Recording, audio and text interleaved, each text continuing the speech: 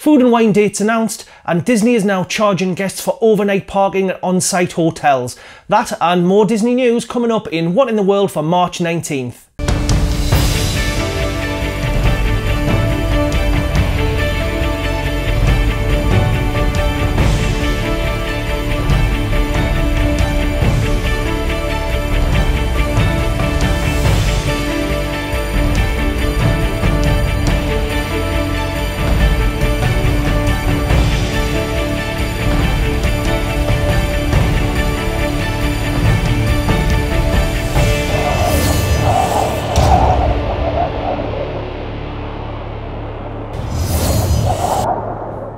Welcome to this week's What in the World, a new show where we take a look at the past 7 days of Walt Disney World news. First up, as usual, Magic Kingdom.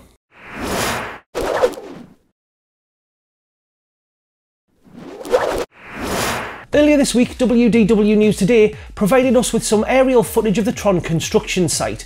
This gives us a much better view of how the construction is currently going at the moment. As we can see in that footage, a lot of the site, as we reported last week, is now clear of the trees, and we can also see that water barrier in place. It also gives us a good idea of the size of the site when we look at how big that is compared to Space Mountain, which is a big building in itself. The Tron Light Cycle ride should be open for the Magic Kingdom's 50th anniversary in 2021.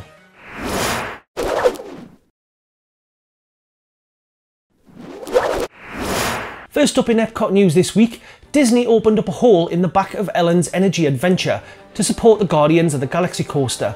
According to the permits filed, this will be to house the actual ride vehicles themselves. We can also see that a large crane has been added to the construction site. This looks to be where the actual building will be that will house the ride itself. Guardians of the Galaxy will open in 2021 and will be one of the longest indoor roller coasters in the world. This week it was announced that the 23rd Epcot International Food and Wine Festival will run for 75 days from August the 30th until November the 12th. Last year's earlier start to the festival seems to have paid off, as Disney are again this year starting the festival early. No further details have been announced other than that yet, but I'm sure we can expect some of our favourite dishes to make an appearance.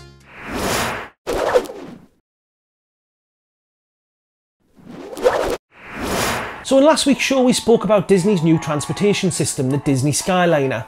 This will run from Epcot to Hollywood Studios with some stop off at the Disney Resort hotels. Thanks to these photos from Blog Mickey, we can see that the Hollywood Studios station is now starting to rise out of the ground. We can see in these rebar wiring, which I'm presuming is for the support columns for the station itself. Each station will be themed to the area that it's being built in. Disney Skyliner is expected to be running mid-2019. Now, a lot of theme park fans do like their merchandise, and headbands are especially popular, especially from sites like Etsy and also in the parks themselves. With the opening of Toy Story Land getting ever closer, Disney has actually shown off some of the merchandise that will be available when the new land opens on June 30th. First up is a light-up headband which seems to be based on the aliens from Toy Story, and it's sure to be a hit with the younger generation.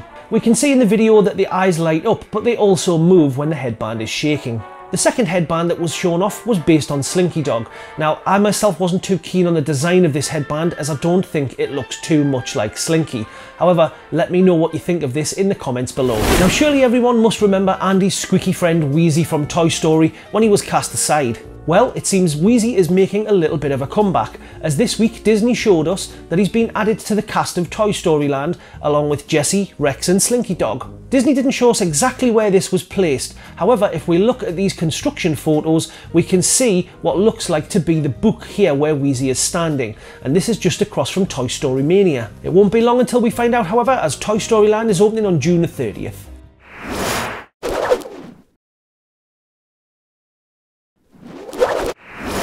So over the past couple of weeks, we've been keeping you up to date with what's been going on with Animal Kingdom's 20th anniversary. We've already mentioned about Tiffin Talks, and reservations for this are now available to book.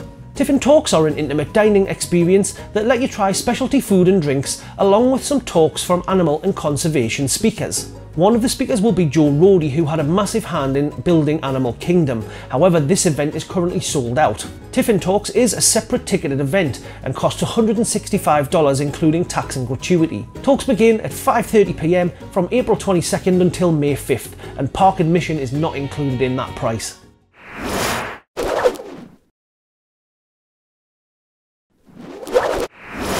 First up in other news this week, Disney has filed a patent which suggests it could adjust the ride experience based on a guest's fear levels. The technology would allow Disney to monitor such things as a guest's heart rate, facial expressions, skin temperature, eye movement, voice stress and gestures while on a ride. If these sensors picked up a guest was frightened, it could reroute that ride to a less frightening section, and vice versa. Now the patent for this was originally filed in October, but it has just been changed, which would let Disney use it in any environment, which would also mean outside of the theme parks. I'd personally be interested to see what would happen if one guest in a vehicle was frightened and the other one wasn't. What choice would the system make? We may never find out, as patents filed sometimes come to nothing, but we'll have to wait and see. Starting May 25th, Disney's incredible summer celebration will begin with different events at each of the parks. First up, Disney will be hosting an event at Typhoon Lagoon, which will see the water park open after dark. Disney's H2O Glow Nights will take place from June 21st until August 11th on selected nights. As part of the incredible summer event, some of our pals from Toy Story will be throwing a party based on the cartoon short Partysaurus Rex. Specialty lighting effects will transform the park, and you can also dance on the beach, play party games and meet up with Buzz, Woody and Jessie. All of the attractions in the park will also be open. Tickets will be $55 for adults and $50 for children aged 3 to 9. In Tomorrowland at Magic Kingdom, guests can interact with Mr. Incredible, Frozone and for the first time Edna Mode, as well as other supers. A super dance party will be held on the Rocket stage, and Tomorrowland will be decked out with Incredibles decor. Over in Epcot, Star-Lord and Gamora will take guests on a musical journey through the cosmos in Guardians of the Galaxy Awesome Mix Live, a concert series that will take tunes from both Awesome Mix tapes. This will be 5 times a day from June the 9th until August the 19th. Donald's Dino Bash in Animal Kingdom will also see our feathered friend take over Dino Land in celebration of his recent discovery that ducks are descendants of dinosaurs. Scrooge and Launchpad McQuack will also be on hand to greet guests. Donald will also decorate the land and throw a nightly dance party. For those of you who use Instagram, Disney will be starting to share some of the moments captured by PhotoPass. The Disney PhotoPass official Instagram page will let fans admire some of the fun photos taken in the parks and see some of the PhotoPass opportunities. In addition, you'll also be able to take a look at some of the locations, props, magic shots, attraction photos and the light painting as well. Now after you have your photo taken, if you share them using the hashtag DisneyPhotoPass, you'll have a chance to be featured on Disney's social media pages. Mid this week, Disney announced the controversial news that it will start charging guests for parking from March 21st when they stay overnight at a Disney Resort hotel. Now the fee varies depending on the level of resort you stay in and will be added to your bill. Guests staying at a value resort will be charged $13 per night, with guests at moderate resorts being charged at $19 and deluxe resorts being charged at $21. Disney's Fort Wilderness will still have free parking for guests staying at the campsite. Also, guests with disabilities and DVC members staying on points will not be charged these fees either. Let me know in the comments below what you think about these charges, as it has caused controversy this week and a lot of people are now saying they'll no longer be able to afford to stay at a Disney Resort hotel. There was a little bit of a panic this week when Disney delayed its registration for the Food and Wine Half Marathon later this year. Registration was due to begin on the 12th of March, however, Disney advised this would be temporarily delayed and an update given later in the week. Disney did state that they would look forward to hosting runners in November, however panic set in because this mirrored events that happened at the Disneyland Resort, which led to the races being cancelled due to ongoing construction. The panic is over, as Disney have now announced that registrations will begin on the 20th of March at noon Eastern for those who want to enter the event. That's it for another week's news from What in the World. Let me know in the comments below what you think of these new parking fees. Will this now push you over the edge, or will you still be quite happy to pay them and stay on site at a Disney resort? Now, if this is the first time you've seen the show, please subscribe and hit that notification icon so you're told every time we upload a new episode. And if you did enjoy this episode, please give us a massive thumbs up, as that will help us out. Now, you can find us through the week on Facebook and Twitter at What in the D World. And until next week, thanks for watching and we'll see you real soon.